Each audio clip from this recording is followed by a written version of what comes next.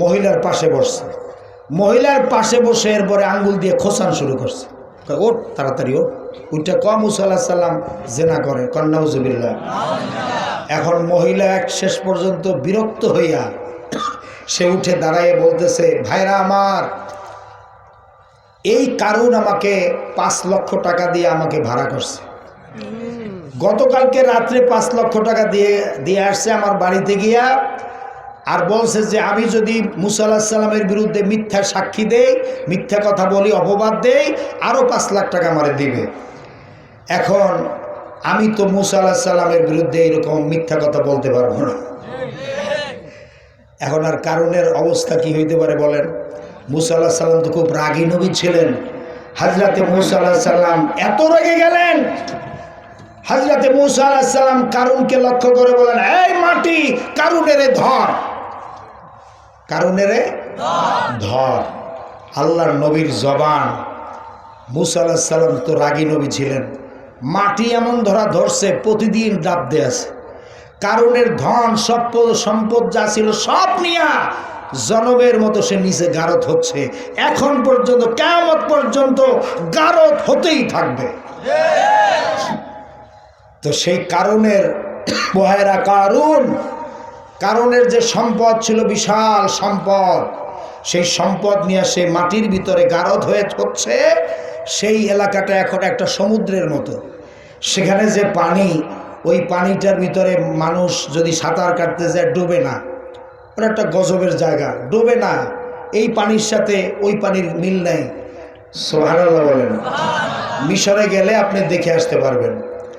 তো মুসা আলাইহিস সালাম ফেরাউনের রাজ দরবারে গিয়ে বললেন, ফেরাউন, এক আল্লাহর উপরে ঈমান আনো, তিনি ছাড়া কোনো ইলাহা নাই, কোনো আইনদাতা নাই, বিধানদাতা নাই, শাসনকর্তা নাই। তখন ফেরাউন বলল, মা আলিমতু মিন ইলাহিন গায়রি, আমি ছাড়া আরো কোনো ইলাহ আছে বলে আমার জানা নাই। তুমি কোন ইলাহর কথা বলছো, কোন রবের কথা বলছো, তার পরিচয় কি? হযরতে মুসা আলাইহিস সালাম বললেন, রব্বুনাল্লাযী আ'তা কুল্লা শাইইন খালকাহু সুম্মা হাদা। আমার রব হচ্ছেন তিনি, আমার আল্লাহ, আমার ইলাহ হচ্ছেন তিনি, যিনি আমাদেরকে সৃষ্টি করেছেন, আর সৃষ্টি করার পর আমাদেরকে সঠিক রাস্তা দেখাইছেন, সহজ রাস্তা, সঠিক পথ দেখাইছেন। তিনি হচ্ছেন আমাদের রব। আল্লাহ তাআলা সৃষ্টি করে খেলে আমাদেরকে এমনি ছেড়ে দিয়েছেন? জবাব দিতে হবে। অনেক লোক আছে খালি জনমের মতো বিয়ে করে, আছে না নাই? 2টা 3টা 5টা 7টা খালি করতেই থাকে, আর সন্তান আদি 4-5টা হয়, ছেড়ে দিয়া আর একটা এলাকায় যাই আবার বিয়ে করে, আবার ওখানে 4-5টা সন্তান আদি হয়, আবার আর এক এলাকায় যাই বিয়ে, কোনো সন্তানে খোঁজ খবর নেয় না। এরকম আছে না নাই? আল্লাহ তাআলা তো এরকম করেন নাই যে মানুষ সৃষ্টি করে ছেড়ে দিয়েছেন আর যা মনে চায় তাই করো, এরকম আল্লাহ তাআলা করেন নাই। আল্লাহ তাআলা মানুষ সৃষ্টি করে তাদেরকে আবার রুজির ব্যবস্থা করেছেন, দেখাশোনা করছেন। আল্লাহ তাআলা রব, তিনি আমাদেরকে সঠিক পথ দেখাচ্ছেন, ঠিক কিনা বলেন? যেমন কোরআনে কারিমে আল্লাহ তাআলা বলছেন, পৃথিবীতে মানুষ যখন রাস্তা বানাতে জানতো না, আল্লাহ রাব্বুল আলামিন তখন পাহাড়ি এলাকার ভিতরে গিরিপথের ব্যবস্থা করেছেন। মানুষ পাহাড়ি এলাকায় পথ চলতে গেলে যেন পথ হারিয়ে না যায়। পাহাড়ি, এরপরে মরুভূমির ভিতরে পথের নিশানা বানাইছেন কে? এখন তো রাস্তা হচ্ছে, কিন্তু আগে তো রাস্তা ছিল না। মরুভূমির ভিতরে নিশানা বানায় দিয়েছেন আল্লাহ তাআলা, পথ চলতে গেলে যেন মানুষ হারিয়ে না যায়। আপনারা তো সমুদ্র এলাকার মানুষ, সমুদ্রে দিনের বেলা যারা চলাফেরা করে কি দেখে চলে বলেন তো? সমুদ্রে যারা চলাফেরা করে দিনের বেলায় তারা সূর্য দেখে পথ চলে। রাতের আধারে গভীর সমুদ্রের ভিতরে দুনিয়ার মানুষ যেন কোনো নাবিক হারিয়ে না যায়, এজন্য আল্লাহ রাব্বুল আলামিন আকাশের ভিতরে অসংখ্য তারকা মণ্ডলী খচিত করে রেখেছেন। সমুদ্রের নাবিকরা, ওই জাহাজের নাবিকরা আকাশের তারকা দেখে দেখে পথ নির্ণয় করে নেন, ঠিক না ভাই? ঠিক। যে আল্লাহ রাব্বুল আলামিন মরুভূমির ভিতরে পথের নিশানা বানালেন, পাহাড়ি এলাকার ভিতরে যিনি গিরিপথের ব্যবস্থা করলেন, আবার সমুদ্রের ভিতরে মানুষ যেন পথ হারিয়ে না ফেলে, এজন্য যে আল্লাহ রাব্বুল আলামিন আকাশের তারকা মণ্ডলী খচিত করে রেখেছেন, সেই আল্লাহ পাক আমরা দুনিয়ার বুকে মানুষেরা অন্ধকারে মরব, রাস্তা হবে না, এমনটি তো হতেই পারে না। মহান রব্বুল আলামিন আমাদের জন্য রাস্তা তৈরি করে দিয়েছেন। আল্লাহ তাআলা বলেছেন, وعلى الله قصد السبيل ومنها جائر। আল্লাহ পাক বলেন, সোজা রাস্তা, সোজা পথ বলে দেওয়ার দায়িত্ব আমি আল্লাহর, যেখানে রয়েছে অসংখ্য বাঁকা পথ।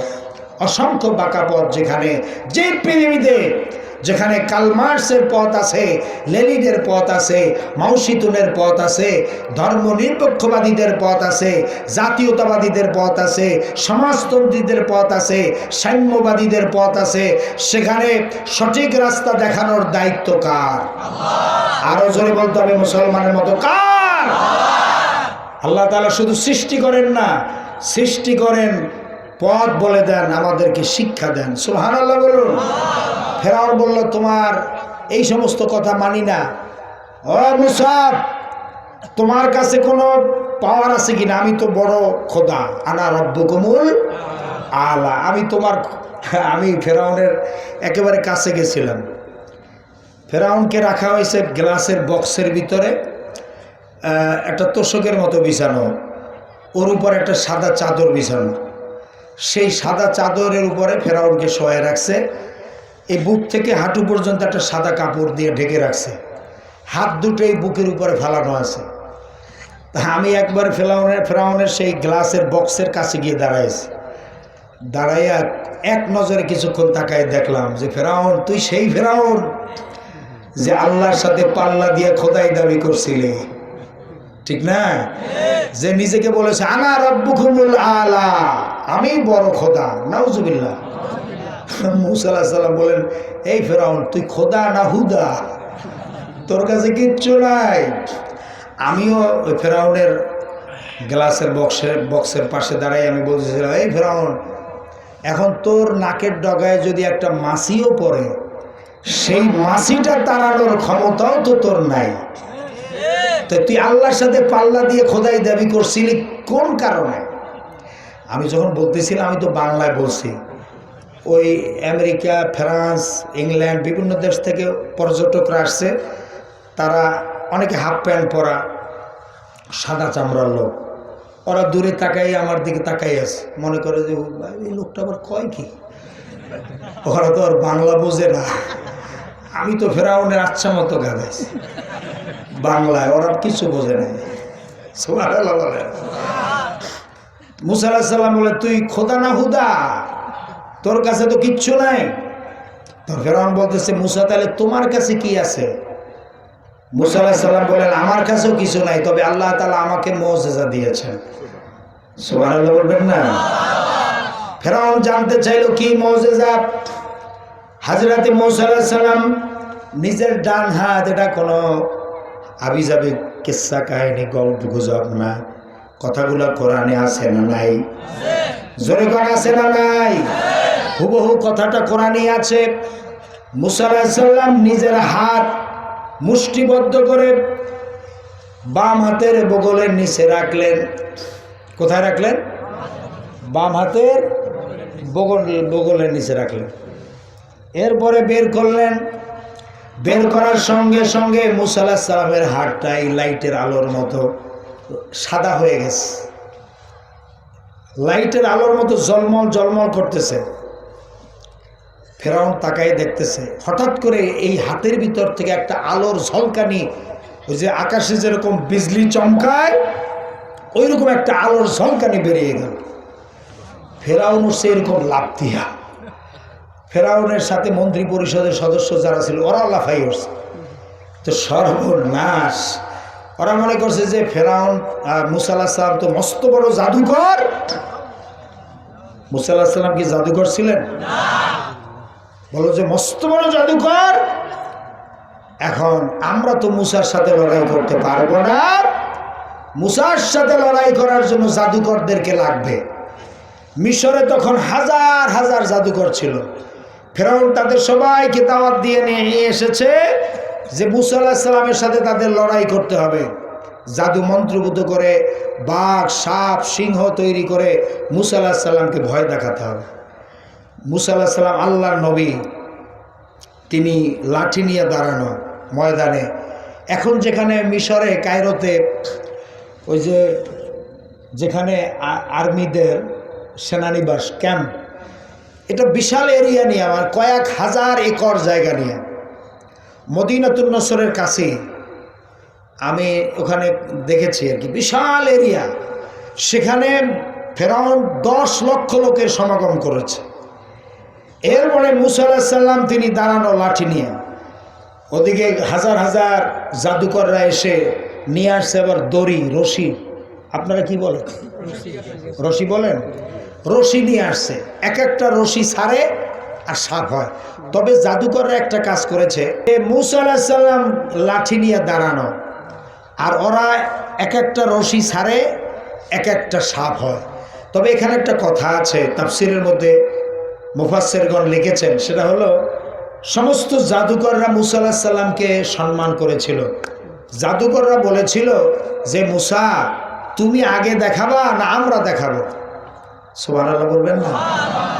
এই সম্মানটুকুন দেখানোর কারণে আল্লাহ রাব্বুল আলামিন সমস্ত জাদুকরদের কপালে ঈমান নসিব করেছেন। সমস্ত জাদুকররা কিন্তু ঈমান আনার মতো এই মহামূল্যবান সম্পদ তারা পেয়েছেন আল্লাহর নবীকে সম্মান দেখানোর কারণে। সুবহানাল্লাহ বলবেন না? এখন তো নবী নাই, নবীদের জায়গায় এখন আলেম ওলামারা আছে। আলেমদেরকে যারা সম্মান করবেন আপনাদের কপাল খুলে যাবে, আপনাদের নসিব ভালো হবে। আপনি একজন হাক্কানি আলেমকে যদি সম্মান করেন, আল্লাহ রসুলকে সম্মান করা শামিল হবে, ঠিক না? এই জন্য সকলে আলেম ওলামাদেরকে শ্রদ্ধা করবেন, কপাল ভালো হবে, ইমানটা মজবুত হবে এবং কিয়ামতের দিন আপনি নাজাত পাবেন। বলেন আমিন। আমার সম্মানিত ভাইরা, তো মুসা আলাইহিস সালাম বললেন আমার কাছে তো কিছু নাই, তোমরা যদি কিছু জানো সেটা দেখাও। মুসা আলাইহিস সালাম তিনি লাঠি নিয়ে দাঁড়ানো।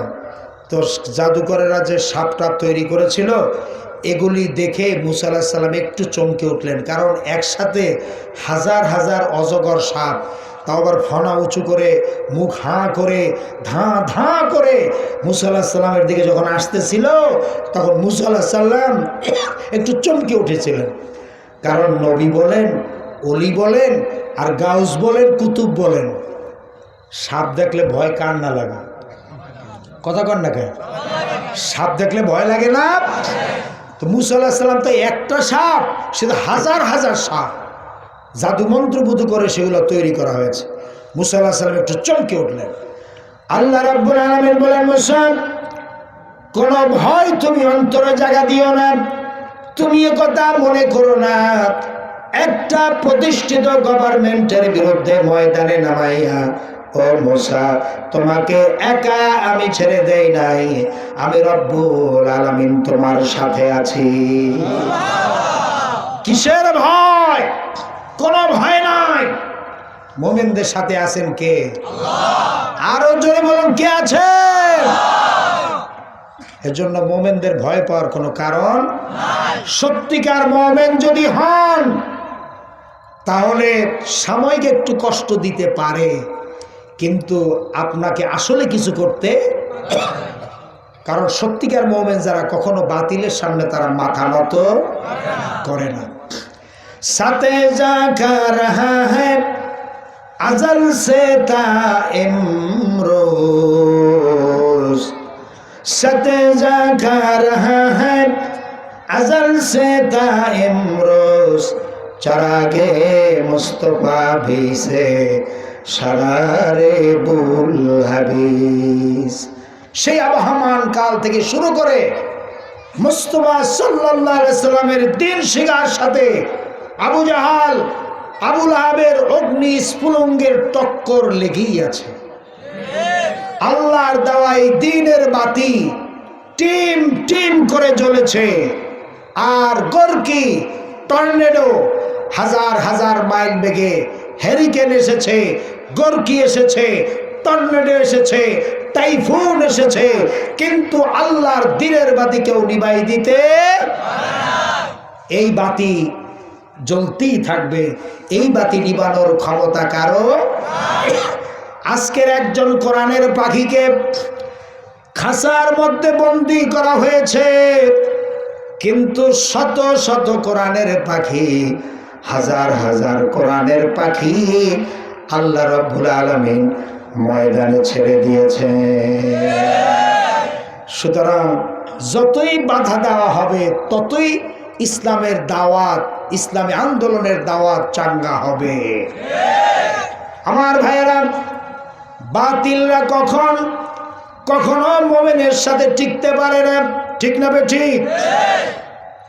আল্লামা ইকবাল বলেছেন, বাতিল সে দবনে ওয়ালে আয়ে আসমা नहीं हम,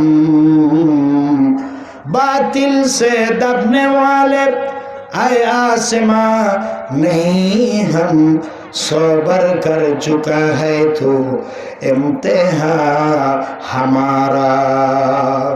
বাতিলের সামনে মাথা নত করার জাত আমরা নই, ঠিক কিনা বলেন? হে আকাশ, হে বাতাস, তুমি সাক্ষী, এ মুসলমানেরা কখনো বাতিলের সামনে মাথা নত করে নাই, করে নাই, করে নাই। বর্তমানে কি করবেন আপনারা? প্রয়োজনে কাফনের কাপড় কিনে আপনারা রেডি থাকবেন, প্রস্তুতি নিয়ে থাকবেন। ডাক আসতে পারে, ডাক আসতে পারে।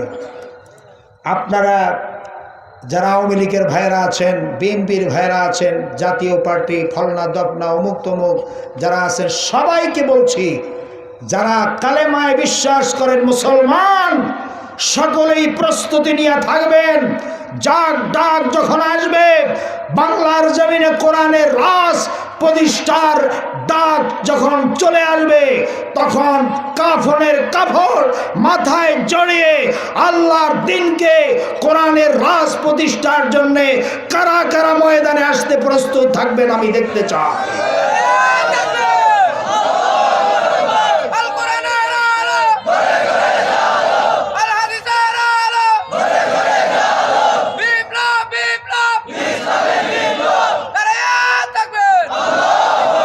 বলুন আলহামদুলিল্লাহ, আরো জোরে বলুন আলহামদুলিল্লাহ। মুসা আলাইহিস সালামকে অভয় বাণী দিলেন কে? আল্লাহ রাব্বুল আলামিন বলেন, ও মুসা, কোন ভয় তুমি অন্তরে জায়গা দিও না, তুমি কথা মনে করো না। একটা প্রতিষ্ঠিত গভর্নমেন্টের বিরুদ্ধে ময়দানে নামাই, ও মুসা, তোমাকে একা আমি ছেড়ে দেই নাই, আমি রব্বুল আলামিন তোমার সাথে আছি। কিসের ভয়? কোন ভয় নাই। আল্লাহ তাআলা জিজ্ঞেস করলেন, ওয়ামা তিলকা বিয়ামিনিকা ইয়া মূসা, ও মূসা, তোমার ডান হাতে ওটা কি? মূসা আলাইহিস সালামের ডান হাতে কি ছিল? কি ছিল? লাঠি। এটা মনে হয় আল্লাহ তাআলা জানেন না? হ্যাঁ জানেন। তাহলে আবার জিজ্ঞেস করলেন কেন? সাহস সৃষ্টি করার জন্য। তাফসীরের মধ্যে লেখা হয়েছে কি সৃষ্টি করার জন্য? সাহস। সাহস সৃষ্টি করার জন্য জিজ্ঞেস করলেন, ও মূসা, তোমার ডান হাতে ওটা কি? মূসা আলাইহিস সালাম বললেন, হে আসায়া, এটা একটা লাঠি। আতাওয়াক্কাউ আলাইহা ওয়া আহুসসু বিহা আলা গনামি। মূসা আলাইহিস সালাম বললেন, আয় আল্লাহ তাআলা, এটা একটা লাঠি, এ দিয়ে আমি গাছের পাতা পাড়ি, ছাগল ভেড়ার ওই পাতা খাওয়াই। তারপরে অনেকক্ষণ দাঁড়ায় থাকতে থাকতে হাত, এই পা, কোমর ব্যথা হয়ে গেলে লাঠির উপরে ভর করে দাঁড়াই। এরপরে আবার ছাগল ভেড়া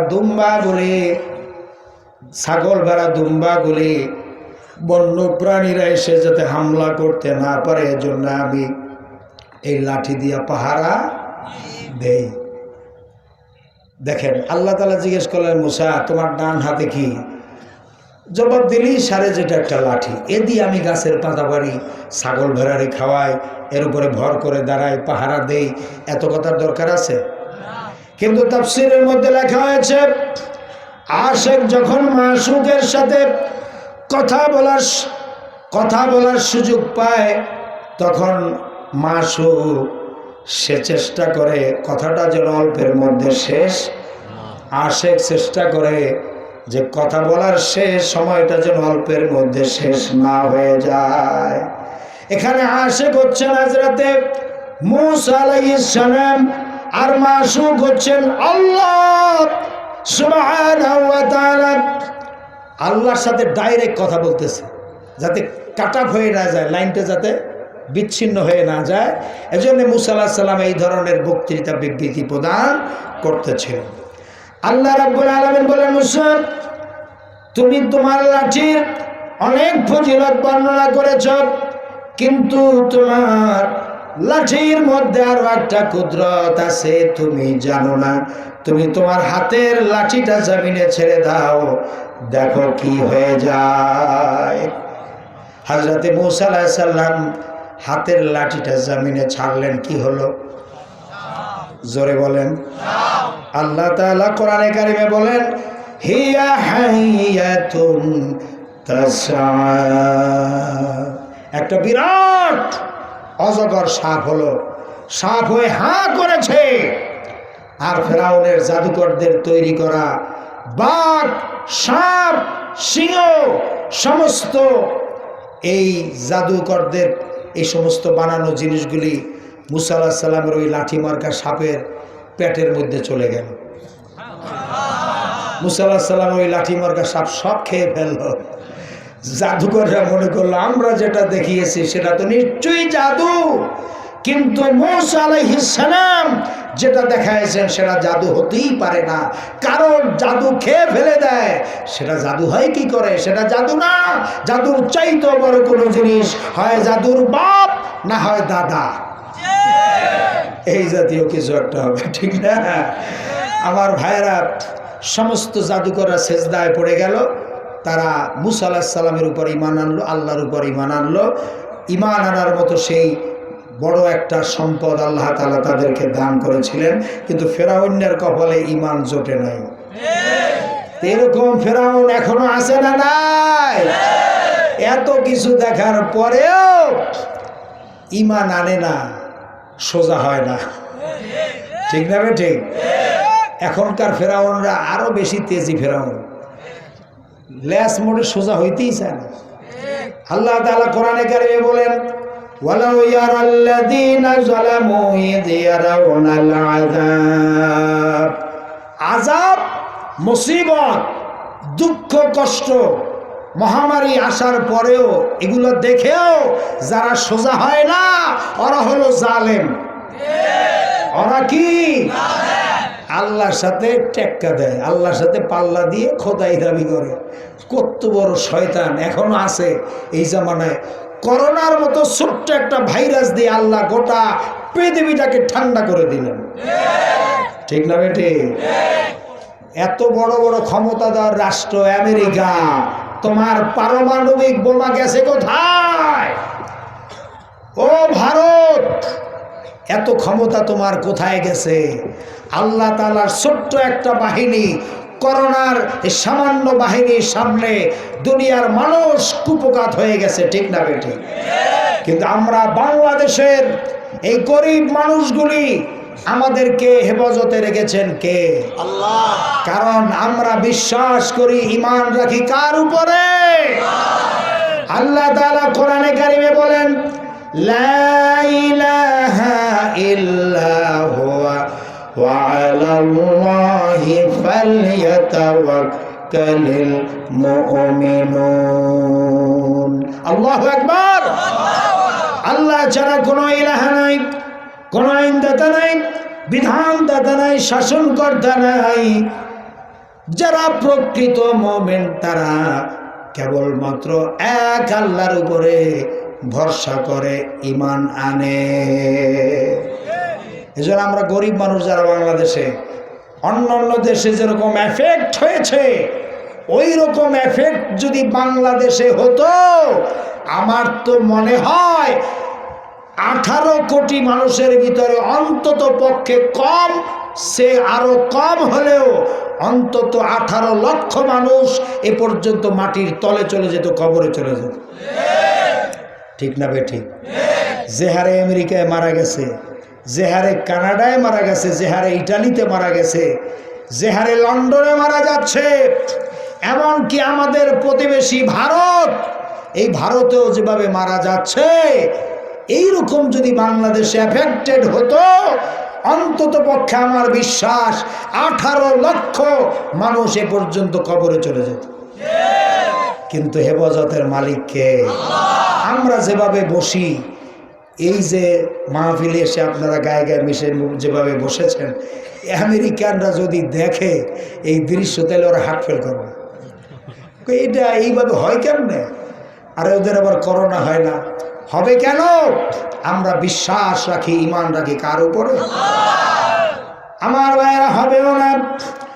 ঢাকায় আমি যে মসজিদের খতিব, সেই মসজিদে আমি গত জানুয়ারি এবং ফেব্রুয়ারি মাসের খুতবায় বলেছিলাম, আপনারা কোনো এত টেনশন করবেন না, মসজিদে আসবেন, রেগুলার জামাতে নামাজ পড়বেন। আমার বিশ্বাস আছে এই দেশে আল্লাহ এই মহামারী দিবেন না, কারণ এদেশের মানুষগুলি গরিব। অন্যান্য উন্নত দেশে, উন্নত বিশ্বে যে নাগরিক সুযোগ সুবিধা জনগণ পায়, তার 1 লক্ষ ভাগের সুযোগ সুবিধা এই দেশের নাগরিকেরা পায় না। দিন আনে দিন খায়। হোম কোয়ারেন্টাইনে যদি এই দেশের মানুষ থাকে, বাঁচবে কেমনে? কাজকর্ম না করে ঘরে বসে থাকলে কেমনে বাঁচবে? অর্থনৈতিক চাকা তো এমনি ঠাস করে বন্ধ হয়ে যাবে। এই জন্য এই দেশে আল্লাহ তাআলা মহামারী দিবেন না।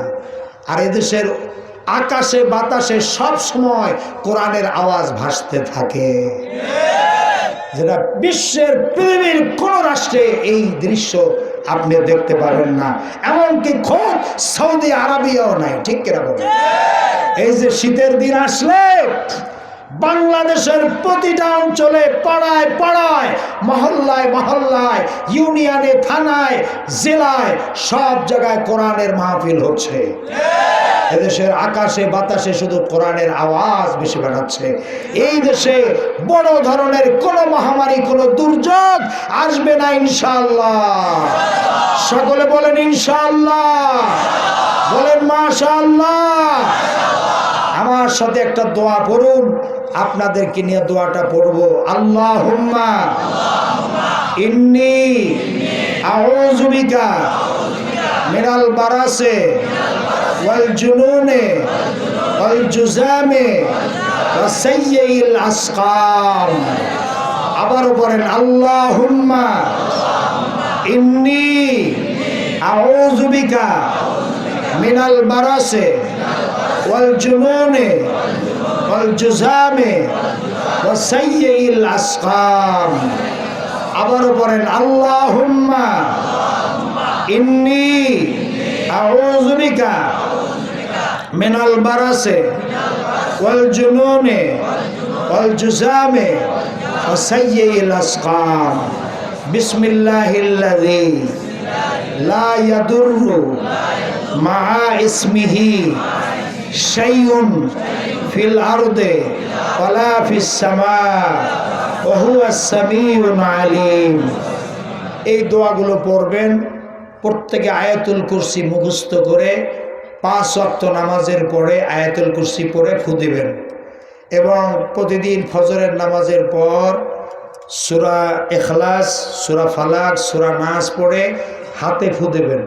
ফু দিয়ে মাথা থেকে পা পর্যন্ত মুছে ফেলবেন। আবার মাগরিবের নামাজের পরও এই কাজটা করবেন। পারবেন আপনারা? এই আমলটা করা যাবে তো ইনশাআল্লাহ? হেফাজতের মালিক কে? আল্লাহ তাআলা বলেন, ইযা আসাবাতুহুম মুসিবাতুন ইল্লা বিইذনিল্লাহ। আযাব, মুসিবত, দুঃখ, কষ্ট, মহামারী যা কিছু বলো সব আল্লাহর পারমিশন নিয়ে দুনিয়ায় আসে। আল্লাহর পারমিশন ছাড়া কোনো মহামারী এই পৃথিবীতে আসতে পারে না। এখন আমরা যদি আল্লাহর বান্দা হই, আমরা আল্লাহর গোলাম যদি হতে পারি, তাহলে আমাদের আর কোনো ভয় আছে? আল্লাহরে বাদ দিয়া অন্য কারোর সাথে বন্ধুত্ব স্থাপন করা কি যাবে? যদি করেন, সূরা আল আনকাবুতের শুরুতেই আল্লাহ তাআলা বলেছেন যে যারা আল্লাহকে বাদ দিয়া অন্য কারোর সাথে বন্ধুত্ব স্থাপন করে, এর অর্থ হচ্ছে কামাসালিল আনকাবুত, এটা হচ্ছে মাকড়সার ন্যায়। মাকড়সা ইন্না আল্লাহ তাআলা বলেন মাকড়সা যে একটা ঘর বানায়, জাল তৈরি করে, এটা হলো মাকড়সার ঘর। এই মাকড়সার ঘরটা হলো পৃথিবীর ভিতরে সবচাইতে দুর্বল ঘর। লা ইন্না আহওয়ানাল বাইতি লা বাইতুল আনকাবুত।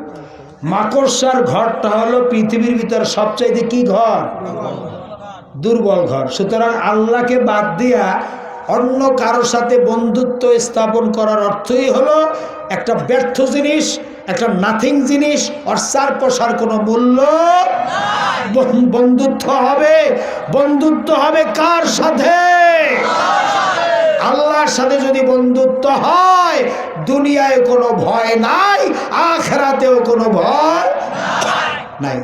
বদরের যুদ্ধে মুসলমানরা যখন আসছে, মুসলমানরা মাত্র 300 জন, আর আবু জাহেলের সৈন্যবাহিনী ছিল কত হাজার? 1000। জোরে কত হাজার? 1000। প্রত্যেকের কাছে এক একটা অশ্ব ঘোড়া ছিল এবং তরবারি ছিল প্রত্যেকের হাতে। কিন্তু মুসলমান যে 313 জন, এর ভিতরে মুসলমানদের হাতে ঘোড়া ছিল মাত্র 2টা। কয়টা? 2টা। উট ছিল 8টা, আর তরবারি ছিল মাত্র 8খানা। এখন 8খানা তরবারি দিয়া, 2টা ঘোড়া দিয়া 1000 অশ্বারোহী সুসজ্জিত বাহিনীর সাথে লড়াই করে কি ময়দানে টেকা যায়?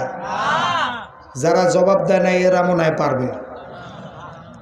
কথা কানা এই সাইডের লোকদের কি রোজা রাখছে নাকি? আচ্ছা আমার ভাইরা, 1000 সুসজ্জিত বাহিনীর সাথে 313 জন নিরস্ত্র বাহিনী, এরা কি টিকতে পারে?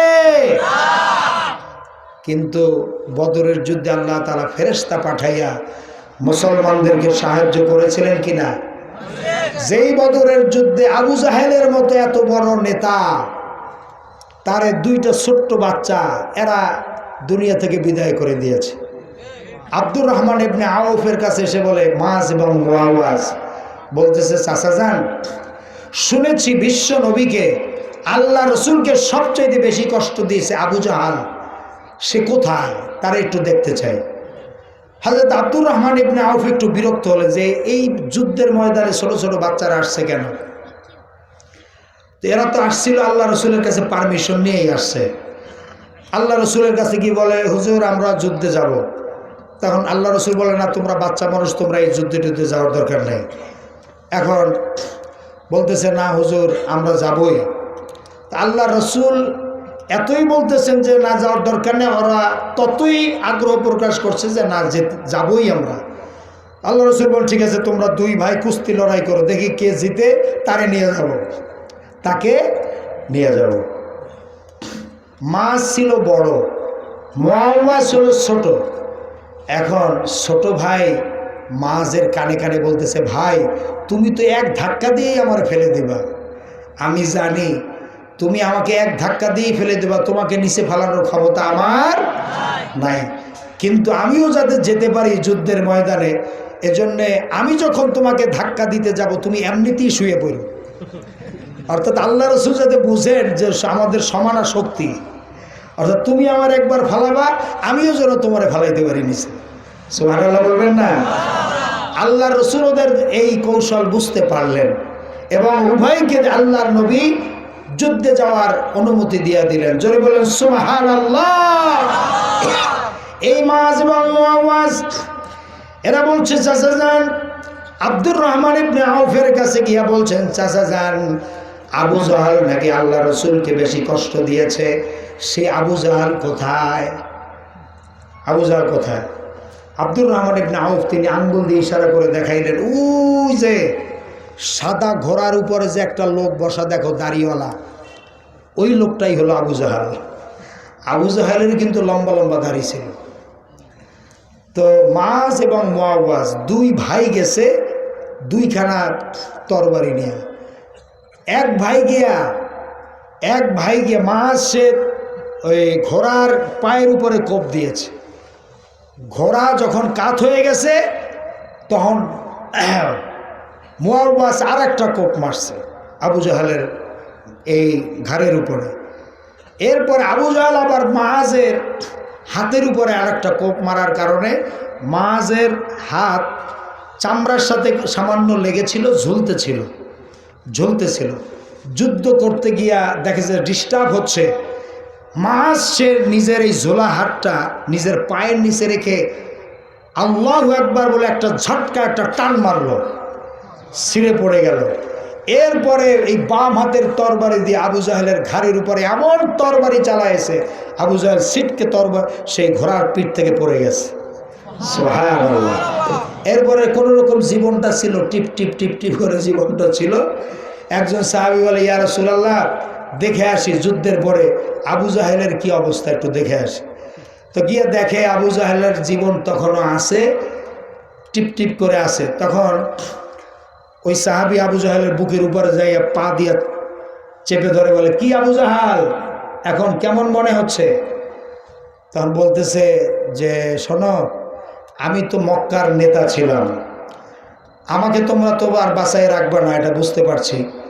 তা আমার গর্দানটা যখন কাটবা, আমার গলাটা যখন কাটবা, তখন একটু এই যে ঘাড়ের নিচ থেকে ভালো করে লম্বা করে কেটে নিও, অর্থাৎ লোকেরা আমার মাথাটা দেখলে যেন বুঝতে পারে যে আমি একজন নেতা ছিলাম, বড় নেতা। তার খায়েশটা কি? মৃত্যুর আগে সে বলতেছে যে আমার গলাটা একটু বড় রেখে কাইটো। এখন দেখেন এই আবু জাহেলের মতো দুষ্ট দুরাচার এই কাফেরকে ছোট্ট ছোট্ট বাচ্চারা বিদায় করে দিল, ঠিক না? এই শক্তি, এই ক্ষমতা কে দিয়েছেন? আল্লাহ। আজকের যুবক যারা আছে, এই যুব শক্তি যারা আছে, তাদেরও অনেক দায়িত্ব আছে না নাই? অনেক দায়িত্ব আছে। আমি তো মনে করি বাংলাদেশে তাওহীদের সেই ঝান্ডা উড়ানোর জন্য এই বাংলাদেশের যুবকদেরকে সেই দায়িত্ব নিতে হবে। বাংলাদেশের কালেমার সেই পতাকা উড়ানোর জন্য বাংলাদেশের তাওহীদি জনতা সাথে এই যুবকদেরকে দায়িত্ব নিতে হবে। এবং এটা যুবকদের দিলের ভিতরে ইসলামের বীজ বপন হচ্ছে। এর প্রমাণ হলো আমি ঢাকায় যে মসজিদের খতিব, এখন এই মসজিদে তো আমি প্রায় খতিব প্রায় 25 বছর ঢাকায় বিভিন্ন মসজিদের খতিব আমি ছিলাম। এখন যে মসজিদে আছি 14 বছর, আলহামদুলিল্লাহ বলেন। তো 10 বছর আগেও আমি এটা দেখি নাই যেটা এখন দেখতে পাচ্ছি। নিচতলায় 11টা এবং 11:30টার ভিতরে ভরে যায় আলোচনাটা শোনার জন্য, জুমার আলোচনা শোনার জন্য নিচতলা ভরে যায়। এবং আমার মসজিদে আপনারা যদি কেউ যান দেখে আসবেন, নিচতলায় যারা বসে সব যুবক আর যুবক, 99% যুবক, বুড়া মানুষ খুঁজে পাওয়া যায় না। এর দ্বারা বোঝা যায়। অথচ এখন থেকে 20 বছর আগে, 30 বছর আগে আপনারা যারা বয়স্ক লোক আছেন একটু খেয়াল করে দেখেন, চোখটা বন্ধ করে দেখেন, আপনারা 30 বছর আগে মসজিদে যারা জুমায় আসতো দেখা যাইতো সব বুড়া মানুষ। যুবকদেরকে কিন্তু মসজিদে খুঁজে পাওয়া যেত না। এমনকি তাফসিরুল কোরআন মাহফিলেও আপনারা আশেপাশে তাকায় দেখেন যারা বসা আছে সব হলো যুব শক্তি, সব যুবকদের দল। যুবকরা এসে আজকের মাহফিলে ভরে যায়। বাংলাদেশের সিনেমা হল এই দেশের আলেমরা বন্ধ করে নাই। এদেশের আলেম সমাজ সিনেমার হল বন্ধ করে নাই, সিনেমার হল অটোমেটিকলি বন্ধ হয়ে গেছে। কারণ যে যুবকরা আগে সিনেমা দেখতে সিনেমার হলে যেত, এই যুবকরা এখন আর সিনেমার হলে যায় না, এরা আসে কোরআনের মাহফিলে। লক্ষ লক্ষ যুবকরা মাহফিলে এসে ভরে যায়, ঠিক না ঠিক? সুতরাং আজকের ভয় পাওয়ার কিছু নাই। যুবকদের অনেক দায়িত্ব আছে। এদেশে দুর্নীতি, এই যে এখন আমি এই কক্সবাজারেও দেখলাম আজকের মাদক দ্রব্য নিয়ন্ত্রণ অফিস, মাদক দ্রব্য নিয়ন্ত্রণ করার অফিস, অধিদপ্তর, এদের শাখা প্রশাখা প্রত্যেকটা জেলায় আছে। এদের কি কাজ আল্লাহ ভালো জানে, কি কাজ এরা করে। সমানে মাদক দ্রব্য চলছে, সমানে এগুলো বিক্রি হচ্ছে, এগুলো খাচ্ছে, কিন্তু এই যে কোটি কোটি টাকা সরকার এদেরকে বেতন দিয়া রাখে, এরা যে কি কাজ করে আল্লাহ জানে। কিন্তু আসলে এদেশে এতদিন ভারত যেটা চেয়েছিল, বাংলাদেশের মেরুদণ্ড হলো যুবকরা, এই যুবকদেরকে ধ্বংস করে দেওয়ার জন্য এই বাংলাদেশের সমস্ত বর্ডারগুলোতে ভারত ফেন্সিডিলের কারখানা গড়ে তুলেছিল। সেই ফেন্সিডিল পাঠায় পাঠায় দেশটায় ভরে দিয়ে চাইছিল দেশের যুবক সমাজ, যুব শক্তিকে নষ্ট করে ফেলবে। আলহামদুলিল্লাহ, বাংলাদেশের কোরআনের পাখিদের দাওয়াতের ওসিলায়, কোরআনের দাওয়াতের ওসিলায় যুব সমাজ আজকের অধিকাংশ কোরআনের পথে চলে আসছে। এখন আর ফেন্সিডিল চলে না। গাজা পাঠাইয়া ভারত চেয়েছিল এই দেশটাকে ধ্বংস করে ফেলবে, আলহামদুলিল্লাহ সামর্থ্য হয় নাই, ঠিক কিনা বলেন? কারণ এটা আমাদের কৃতিত্ব, কিন্তু সরকার স্বীকার করে না। আলেম সমাজ আমরা এই মাদকের বিরুদ্ধে কথা বলি, কোরআন হাদিস দিয়ে আমরা যুব সমাজকে বুঝাই, যার কারণে যুব সমাজ আজকে কোরআনমুখী হয়েছে, ইসলামমুখী হয়েছে, আল্লাহমুখী হয়েছে, ইসলামী আন্দোলনমুখী হয়েছে, ঠিক না বেঠিক? মাদক শক্তি যারা নিয়ন্ত্রণ করবে ওরাই এই ব্যবসাটা এখন বেশি করে। যেই গাড়িগুলোতে এই যে রাস্তায় যে চেকপোস্ট বসে, এই চেকপোস্টে যে গাড়িতে সিগন্যাল দেয় না, ওই গাড়িগুলোতেই এই মাদক দ্রব্য আনা নেওয়া করে, সাপ্লাই দেয়। তাই যারা রক্ষক তারা বক্ষকের ভূমিকায় আছে। আর আলেম সমাজ এই যে কোরআনের মাহফিলের মাধ্যমে আজকের যুবক সমাজদেরকে ইসলামের দিকে আহ্বান জানাচ্ছে, পবিত্র থাকার সেই কোরআনের কথাগুলি বুঝাইয়া যুবক সমাজদেরকে আজকের গঠন করছে। এইটা সরকার স্বীকৃতি না দিয়া উল্টা কোরআনের মাহফিল বন্ধ করার ষড়যন্ত্র করে। সরকারকে বুঝতে হবে, আলেমরা কখনো দেশের বিরুদ্ধে কোনো কথা বলে না। আলেম সমাজ হলো কোরআনের কথা যারা বলে, এরা হলো সবচাইতে বেশি দেশপ্রেমিক। একজন আলেমও দেখাতে পারবেন না যারা দেশের টাকা নিয়ে বিদেশে পাচার করে। একজন আলেম দেখাতে পারবেন না যারা দেশকে বাদ দিয়া নিজের ছেলে মেয়ে সন্তান ভিন্ন দেশে রেখে ওখানে লালন পালন করে, আর দেশে এসে খালি টাকা কামাইয়া ওই বিদেশে নিয়ে যায়। এই দৃশ্য কোনো আলেম সমাজের ভিতরে নাই। যারা করতেছেন তারা হলো বিভিন্ন নেতা নেত্রীদেরকে আমরা দেখি বাংলাদেশটাকে একটা কামাইয়ের জায়গা বানাইছে, এটা দোকান, এখানে বসে কামাই করে আর কুলি ফেলায় যাইয়া অন্য দেশে সেকেন্ড হোম থার্ড হোম তৈরি করে। আমেরিকায়, কানাডায়, ইংল্যান্ডে, তারপরে মালয়েশিয়াতে, সিঙ্গাপুরে, থাইল্যান্ডে সেকেন্ড হোম থার্ড হোম তৈরি করছে। এরা প্রকৃত দেশপ্রেমিক নয়, এরা মুখে বলে দেশপ্রেমিক। খেরাত কা নাম রাহ দিয়া জুনুন আর জুনুন কা নাম খেরাত।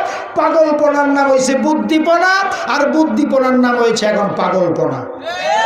যারা দেশপ্রেমিকের কথা বলে ওরা আসলে দেশপ্রেমিক নয়।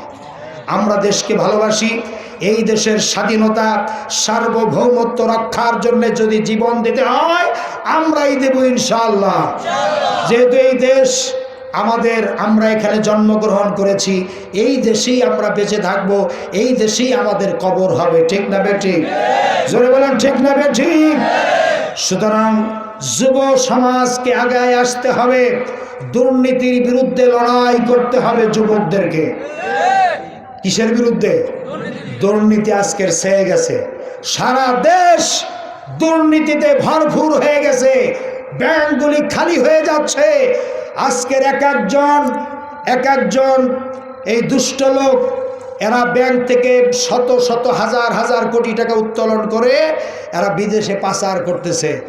এই ব্যাপারে যুবকদেরকে সোচ্চার হতে হবে, এই মাদকের বিরুদ্ধে যুবকদেরকে সোচ্চার হতে হবে। তারপরে চুরি ডাকাতি, এরপরে ইফটিজিং, প্রত্যেকটা এলাকায় আজকের ইফটিজিং চলছে। আজকের বাংলাদেশে ধর্ষণের দেশ হিসাবে সারা বিশ্বে পরিচিত হয়ে যাচ্ছে। বাংলাদেশে ধর্ষণ চলছে, এই ধর্ষণ কারা করছে তাদেরকে আইডেন্টিফাই করতে হবে, তাদেরকে বিচারের সম্মুখীন করতে হবে। এই দেশে কোনো ধর্ষণ চলতে দেওয়া হবে না, ঠিক কিনা বলুন? ইসলামের প্রয়োজন, ইসলামের আইন বাস্তবায়ন করতে হবে। এক সময় বলেছে ইসলামের আইন হলো বর্বর আইন। আজকের তোমরা এখন ধর্ষণের শাস্তি মৃত্যুদণ্ড দাবি করছো কেন? এবং সরকার সেটা মেনে নিয়েছে, ঠিক কিনা? এখন ধর্ষণের শাস্তি মৃত্যুদণ্ড ঘোষণা কেন করা হচ্ছে? অথচ ইসলাম তো, কোরআন তো 1500 বছর আগে বলে রেখেছে, ঠিক না বেঠে?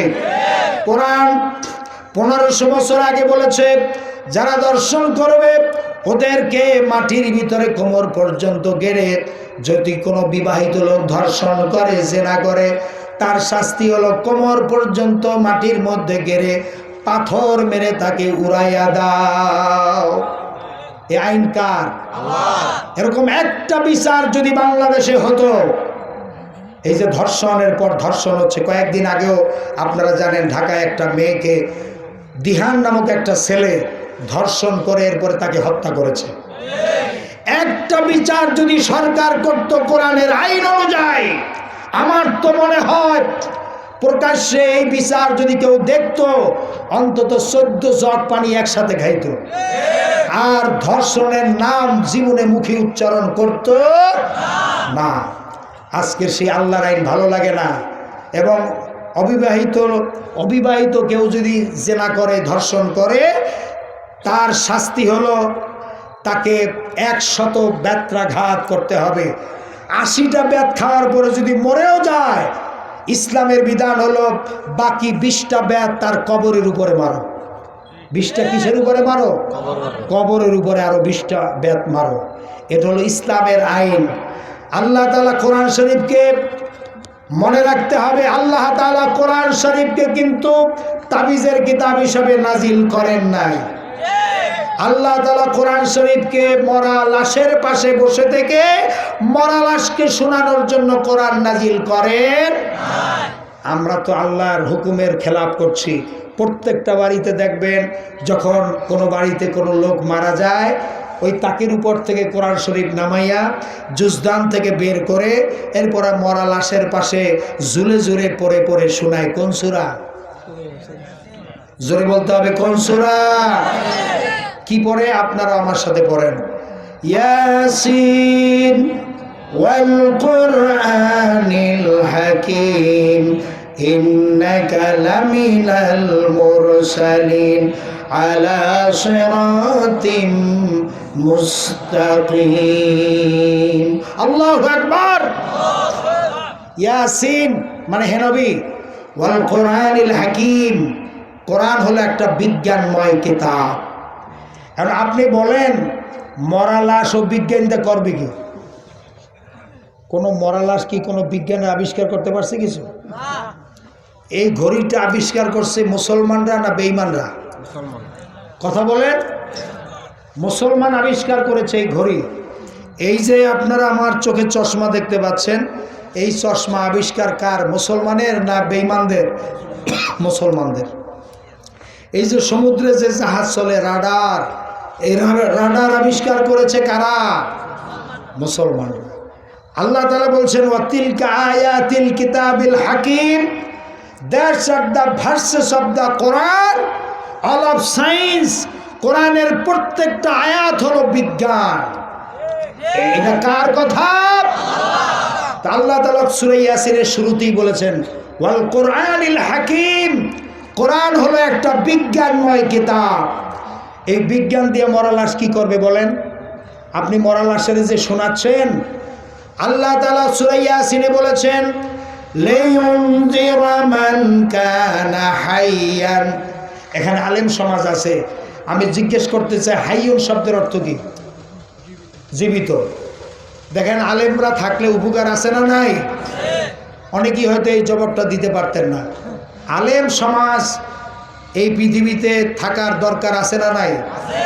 বাংলাদেশে আলেমদের উপরে মাঝে মধ্যে ঝড় তুফান আসে, আপনারা আলেমদের পাশে কারা কারা থাকতে রাজি আছেন?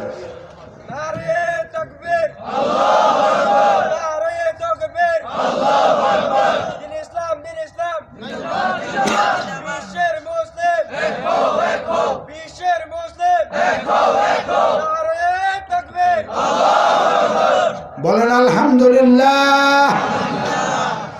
আলেমদের পাশে সবসময় আপনারা থাকবেন।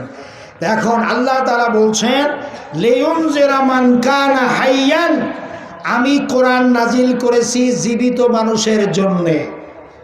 কোন সূরায়? মনে রাখতে হবে কোন সূরায়? সূরা ইয়াসিন। আল্লাহ তাআলা বলেছেন যে আমি জীবিত মানুষের জন্য কোরআন নাজিল করেছি। এখন আমরা আল্লাহর কথার এই উল্টাটা আমরা করি কিনা? কারণ এই সূরা ইয়াসিনে আবার আপনি মরা লাশের শোনাচ্ছেন। আমার ভাইয়েরা, এই কোরআন শরীফের ভিতরে সব কিছু আছে। এটা আল্লাহ তাআলা নাজিল করেছেন কেন? আপনি আল্লাহর কাছে জিজ্ঞেস করেন, আল্লাহ তাআলা কোরআন আপনি কেন নাজিল করেছেন? আল্লাহ রাব্বুল আলামিন আপনার প্রশ্নের জবাবে বলছেন ইন্না আনজালনা ইলাইকাল কিতাবা বিল হাক্কি লিতাহকুমা বাইনান নাস। বলেন আল্লাহু আকবার। আল্লাহ রাব্বুল আলামিন বলেন, হে নবী, এই কোরআন আমি নাজিল করেছি এই কারণে যে এই কোরআন দিয়ে আপনি মানুষের মাঝে বিচার ফয়সালা করবেন। এটা কার কথা? এই কোরআন দিয়ে বিচার ফয়সালা না করলে সে কি মুসলমান থাকে? কোরআনে কারীম আল্লাহ তাআলা বলেন ওয়া মান লাম ইয়াহকুম বিমা আনজালাল্লাহ ফাউলাইকা হুমুল কাফিরুন ফাউলাইকা হুমুজ জালিমুন ফাউলাইকা হুমুল ফাসিকুন। যারা আল্লাহর কোরআন দিয়া বিচার ফয়সালা করে না তারা হলো কাফের। তারা কি? কার কথা?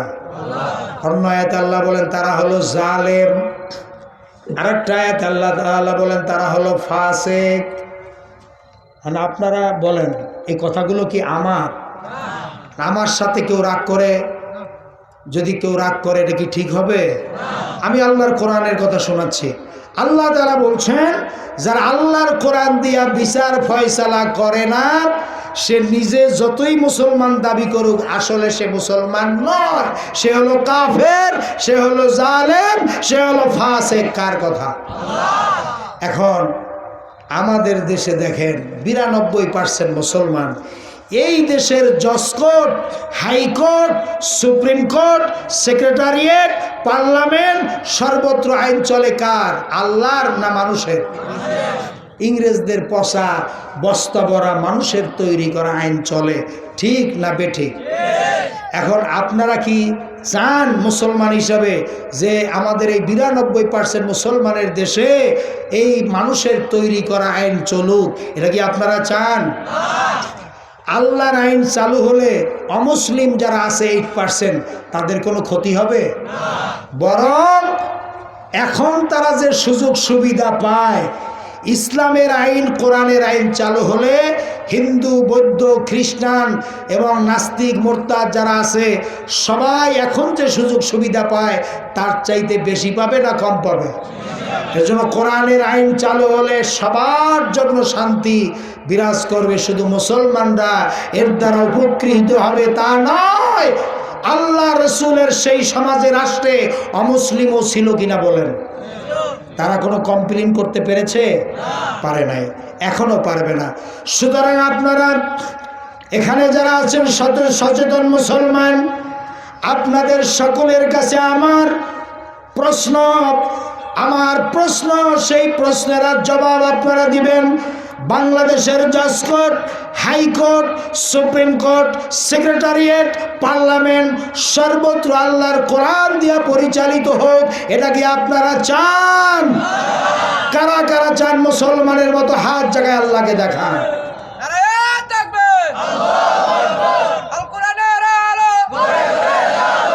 স্লোগান দিতে হবে ব্যগ্র কণ্ঠে, সিংহের মতো গর্জন দিয়া, বীরের জাতি মুসলমান এমন ভাবে স্লোগান দিবেন আকাশ বাতাস প্রকম্পিত হয়ে এই স্লোগানের আওয়াজ যেন ঈদগাহ, ওই যে মেইন রাস্তা, ওখানে যেন চলে যায়। পারবেন না? জোরে কান পারবেন? আপনাদের জন্মের সাথে সাথে ডান কানে কি করা হয়েছিল? হ্যাঁ, কি কয়? নামাজ, আজান। আজানের প্রথম শব্দ কি? আর বাম কানে কি করা হয়েছিল?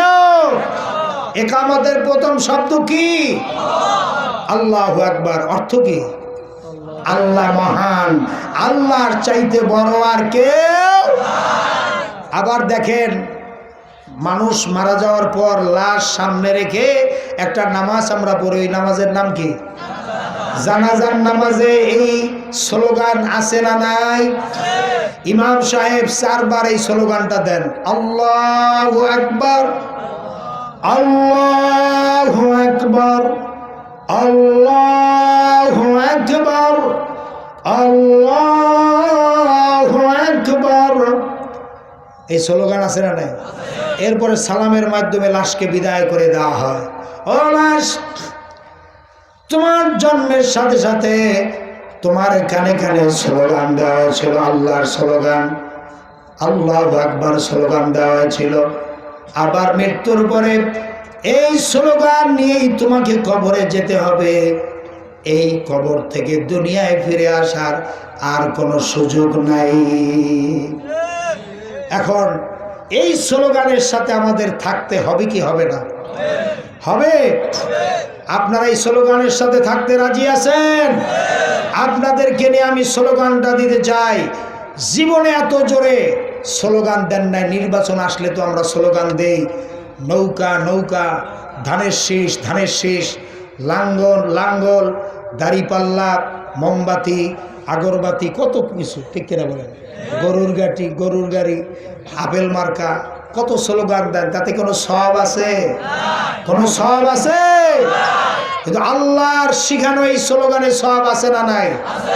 কিয়ামতের দিন যারা আল্লাহু আকবার উচ্চ আওয়াজে বলবে তাদের ঘাড় লম্বা হবে, চেহারার ভিতর আল্লাহর নূর চমকাতে থাকবে। অনেক দূর থেকে লোকেরা দেখে বুঝতে পারবে এই লোকটা একটা সম্মানিত লোক। বলেন সুবহানাল্লাহ। এবং আল্লাহু আকবার যে উচ্চ আওয়াজে ঘোষণা করবে, তার শরীরের সমস্ত বড় বড় রোগগুলি আল্লাহ তাআলা দূর করে দিবেন। এর জন্য শরীরের সমস্ত শক্তিটুকু কণ্ঠনালীর কাছে নিয়ে আসুন, আর আমার সাথে সেই আপনারা জীবনের সমস্ত শক্তি দিয়া এই স্লোগানটা দিবেন, নারে তাকবীর, নারে তাকবীর। আল কোরআনের আলম, আল হাদিসের আলম। কোরআন আছে যেখানে, কোরআন নাই যেখানে, হাদিস আছে যেখানে, হাদিস নাই যেখানে, ইসলাম আছে যেখানে, ইসলাম নাই যেখানে, আলেম ওলামা আছে যেখানে, আলেম ওলামা নাই যেখানে, দুনিয়ার মুসলিম, দুনিয়ার মুসলিম, তাকবীর। বলুন আলহামদুলিল্লাহ। আরো জোরে বলুন আলহামদুলিল্লাহ। খুশি হয়েছেন কে? আর বেজার হয়েছে? খালি শয়তান যে বেজার হয়েছে তা না, হাদিস অনুযায়ী সে কিন্তু বায়ু ছাড়তে ছাড়তে পালাই গেছে। কোন সুবহানাল্লাহ। আরো জোরে বলুন সুবহানাল্লাহ। তো আমরা বলতেছিলাম আলিফ লাম মিম হরফে মুকাত্তাত এমন সময় নাজিল হয়েছে যখন আল্লাহ রসুল যেই সময় পৃথিবীতে এসেছেন, এই সময় সাহিত্যের প্রভাব ছিল মক্কায় সবচেয়ে বেশি। এই সময় নাজিল হয়েছে। তখন এই মক্কার কাফেরের গোষ্ঠীরা, সাহিত্যিকরা, তারা একে অপরের সাথে সাংকেতিক বর্ণমালা দিয়ে তারা কথা বলতো। আর আল্লাহ রসুল যেমন দুনিয়ার কোনো পাঠশালায়, কোনো স্কুল কলেজে মাদ্রাসায় পড়েন নাই, এজন্য তারা টিটকারি করতো যে মোহাম্মদ হলো নিরক্ষর, মোহাম্মদ সাল্লাল্লাহু আলাইহি সাল্লাম সে পড়ালেখা জানে না, আমাদের এই সাংকেতিক বর্ণমালার অর্থ সে বোঝে না। নাউজুবিল্লাহ। আল্লাহ রাব্বুল আলামিন ওই কাফেরদের জবাবে, আল্লাহ রসুলকে ওরা বেইজ্জতি করেছে, ওদের জবাবে আল্লাহ তাআলা কোরআনে কারীমের বিভিন্ন সূরার শুরুতে সাংকেতিক বর্ণমালা দিয়ে আল্লাহ রাব্বুল আলামিন তার রাসূলের সঙ্গে কথা বলেছেন।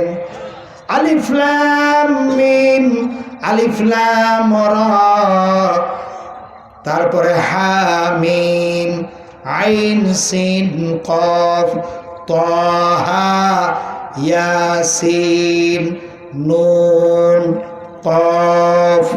এর অর্থ কে জানেন? কে জানেন? আল্লাহ তাআলা চ্যালেঞ্জ করেছেন, আল্লাহ তাআলা চ্যালেঞ্জ করেছেন যে আমি আমার রাসূলের সাথে সাংকেতিক বর্ণমালা দিয়ে যে কথা বলছি, এর অর্থ কি পারলে তোরা বল। পৃথিবীর কোন সাহিত্যিক তারা কি এই প্রশ্নের জবাব দিতে পেরেছে?